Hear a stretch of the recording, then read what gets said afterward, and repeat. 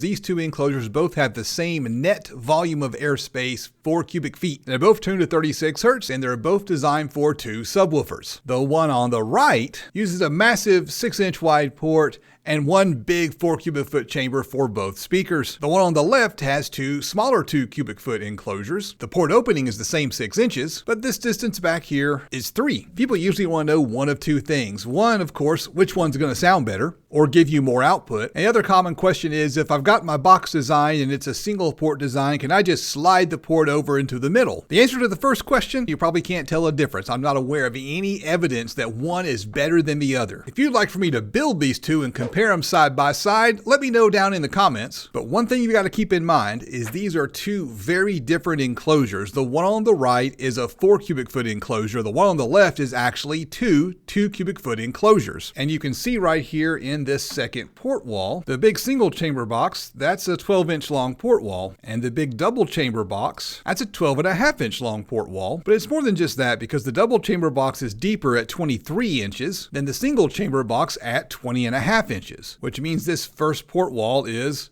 also quite a bit longer. So the total port wall is longer in the box with the 2 smaller chambers. That's because as a box gets smaller, the port has to get longer, holding everything else constant to hit the same tuning frequency. So the double chamber box is going to have a larger gross volume and a longer port. So you can't just take existing plans for ones and move the port location to get the other one. In fact, this double chamber enclosure is the functional equivalent of this right here, which is 2 cubic foot enclosures tuned to the same 36 Hz and completely separate. It's also the functional equivalent of this right here, which is the exact same enclosure but 3/4 of an inch wider, so there's room for a divider down the middle. All of these configurations on the screen are going to give you the same result because the math works out that it's just a bunch of different ways to connect 2 cubic foot boxes together. You can even put the ports on the outside. It will give you the exact same result. Okay, check this out. If you were to delete that center divider and shorten the enclosure by 3/4 of an inch, you would use the exact same port dimensions as if you had the divider. That's because when you add a second port, each port only tunes half of the enclosure. So if the net enclosure volume is 4 cubic feet like this one is right here, you would use the exact same port dimensions as if you had a 2 cubic foot box.